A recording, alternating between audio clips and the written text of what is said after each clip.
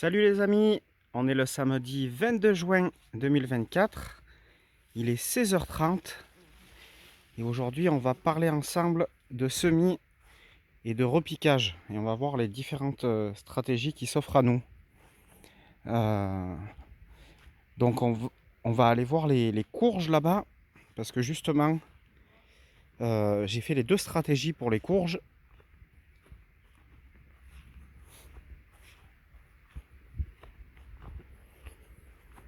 Donc ici c'est des plants de courges variété longue de Nice. Donc là j'ai fait uniquement le repiquage et j'ai pas produit les plants. Je les ai achetés à un pépiniériste professionnel et j'ai juste eu donc à préparer le sol et ensuite repiquer les plants de courge. Voilà. J'étais parti pour mettre du butternut parce que c'est plus facile à consommer pour nous. Parce que les courges longues de Nice, ça peut faire quand même plusieurs kilos, c'est assez énorme.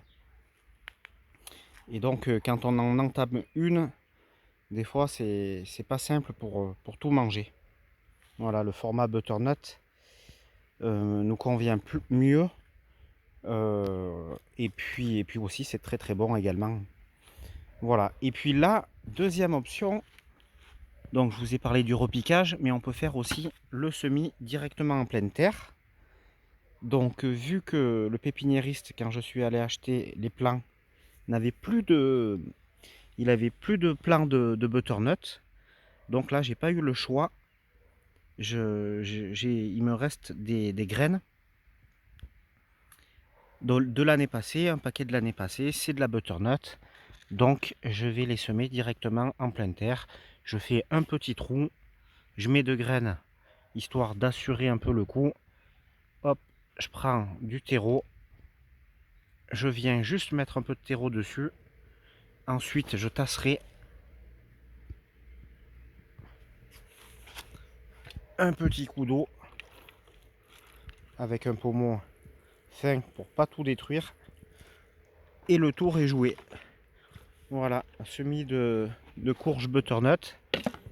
On peut faire pareil sur les différents emplacements que j'ai préparés.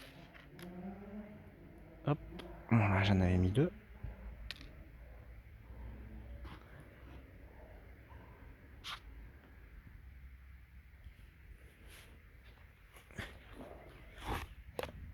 Voilà. Et puis ensuite, au niveau des graines, là aussi, il faut faire le choix. Soit vous les achetez dans le commerce, soit vous les produisez vous-même. Et donc, ça engendre, c'est toujours le même dilemme. C'est-à-dire que quand vous produisez vous-même, ça prend beaucoup plus de temps. Ça nécessite plus de compétences. Hop. Alors que quand vous l'achetez dans le commerce, ben, vous déléguez ça à un professionnel. Et donc tout ce travail-là, vous économisez du temps. Donc si vous voulez faire le cycle complet, en réalité, donc vous devez donc produire vos graines. Et une fois que vous avez vos graines, et bien suivant les cultures, soit vous les semez directement en pleine terre comme je suis en train de faire, soit vous passez par la case godet. Donc ça veut dire qu'il faut produire vos graines, vous les semez en godet, donc ça veut dire que vous êtes en train de produire vos plants de légumes. Et ensuite, il faudra les repiquer. Et donc là, vous aurez toutes les différentes étapes pour la production de légumes. Donc là, cet espace-là, je vais rien planter parce que donc c'est des courges. Les courges, elles vont pousser et courir tout le long. Je vais les orienter dans ce sens-là, vers le sud. Et donc, le problème, c'est que si je plante encore des courges là-bas, ben après, elles vont sortir carrément de la planche. Et c'est pas trop mon objectif parce qu'au bout de la planche, je veux garder le passage. Hop. Allez. Bien sûr, on va arroser. Hop, bien sûr, je cadre très mal, excusez-moi.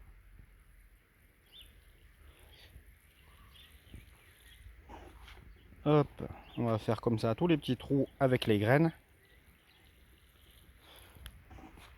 Je suis un petit peu en retard. C'est vrai que normalement, il aurait fallu, surtout quand on sème, eh ben, il faut planter plus tôt quand on sème parce que ça met plus de temps. Alors que quand on repique des plants, eh ben, du coup, on prend quand même pas mal d'avance parce que ben, si vous le faites vous-même, bon, ben, faut semer à l'avance. Mais si vous l'achetez dans le commerce, vous économisez le temps de toute la phase de germination et d'évolution dans le godet, quoi. Voilà les amis, je vous montre un peu les évolutions des autres cultures. J'ai fait une bonne journée de travail au potager aujourd'hui. Je me suis mis un peu à jour du désherbage, notamment beaucoup de désherbage et de paillage. Voilà, en réalité, j'ai fait pratiquement que ça aujourd'hui. Désherbage puis paillage sur les zones qui n'étaient pas encore paillées.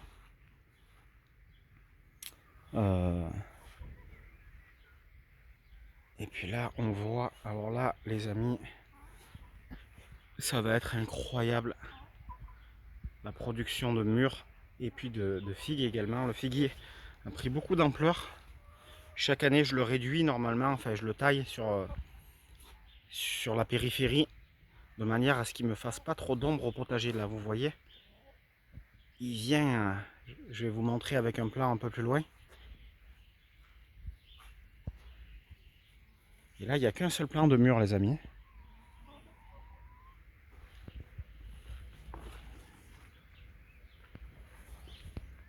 Hop. Et là, le figuier se mélange au mûrier. Mais je voudrais, moi, prioriser le mûrier. Donc, toutes ces branches-là qui tombent trop basses, je vais les supprimer. Celle-ci également. Et elle m'empêche presque de rentrer dans le poulailler tellement que ça a pris de l'ampleur. Hop. Ah oui. Donc, vous voyez, regardez comme il s'est bien développé là. C'est incroyable. Et donc, sur la dernière planche, ou la première, tout dépendant de quel côté on se place, mais il vient faire beaucoup d'ombre. Un peu trop à mon goût. Alors que là, c'est des plants de courgettes que j'avais repiqués. Ah oui, ben je vais vous montrer, voilà. Montrer aussi. Pour les courgettes, j'avais fait les deux stratégies également. Repiquage et semis direct en pleine terre. Donc l'avantage du semis direct en pleine terre, pour la courgette par exemple, c'est que vous avez un meilleur enracinement. Donc qui dit meilleur enracinement dit plant plus autonome en eau. Il va trouver ses nutriments plus facilement. Et l'inconvénient du semis direct en pleine terre, c'est que quand vous avez des attaques de gastéropodes, des escargots, des limaces, et bien vous risquez de perdre vos jeunes plants quand ils sortent de terre. Alors que si vous les faites en godet, déjà vous les repiquez, ils sont déjà beaucoup plus grands. Donc déjà ça limite le risque. Donc celle-ci, je vous ai dit, j'ai acheté les plants chez le pépiniériste et je les ai repiqués directement. Alors que celle-ci, je les ai mises en décalé pour décaler les productions justement. Et là, j'ai fait comme je vous ai montré pour les butternuts. Je les ai mis directement semés en pleine terre. Et voilà, ils ont germé, ils ont grandi. Et là, ils continuent leur croissance. Donc là, c'est le bout de la planche, c'est les pommes de terre nouvelles qui restent. Donc là, il reste pratiquement plus rien sur la partie aérienne. Ce qui signifie que les pommes de terre nouvelles sont plus vraiment nouvelles. Mais en tout cas, elles sont largement bonnes à la consommation. Donc, prochain objectif, c'est de tout ramasser d'un coup. Là, j'ai plus besoin de consommer petit à petit. Je peux tout ramasser d'un coup et stocker à la cave. On voit les carottes. Les jeunes plants de poireaux qui sont prêts à repiquer. Donc là, il ne va pas falloir que je tarde non plus. C'est prêt à repiquer. Encore des poireaux. Et puis là, la planche d'oignons.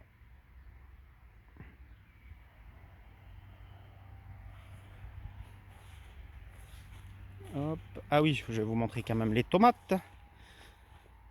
Donc là, les plants qui sont un peu très denses, c'est les plants de tomates cerises. Donc ceux-là, je les égourmande pas. C'est un peu du n'importe quoi. Je les attache parce que sinon, j'ai même plus la place de passer dans l'allée. Et puis après, vous avez les plants de tomates autres que j'ai égourmandés, attachés.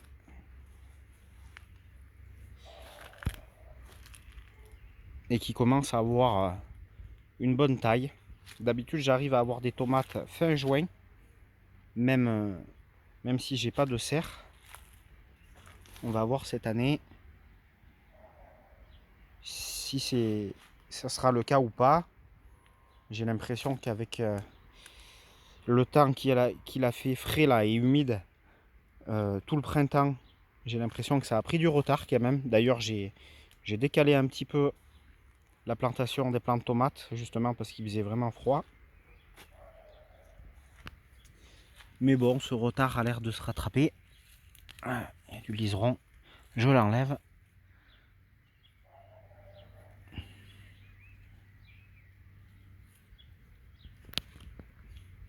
Et donc, eh bien, on verra si on aura des plants fin juin ou s'il faudra attendre début juillet. Mais normalement, on devrait avoir des jolies tomates à consommer et des belles salades en perspective. Je vous montre la planche de fleurs. Donc, je vous avais montré, je vous avais fait une vidéo sur le semis de fleurs. Et l'avantage de faire régulièrement des vidéos, ben, c'est que vous pouvez voir l'évolution pour ceux qui regardent toutes les vidéos. Voilà l'évolution de la planche de fleurs avec les grands tournesols au milieu. Je pense que ça va être vraiment sympa. Et à côté, vous avez les pommes de terre de conservation qui également, je pense, vont être prêtes à ramasser.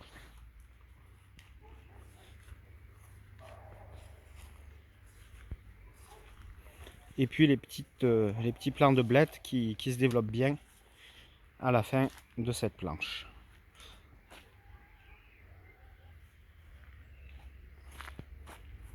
Hop, allez, on saute en travers d'une planche, toujours sans marcher dans la planche en elle-même. Je marche toujours dans les passe-pieds. Parce que l'objectif, c'est que le sol soit bien meuble, bien aéré. Et pour cela, il ne faut jamais marcher dans les planches de légumes.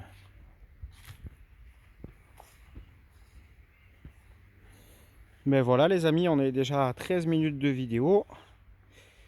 Je vais donc vous souhaiter un excellent dimanche.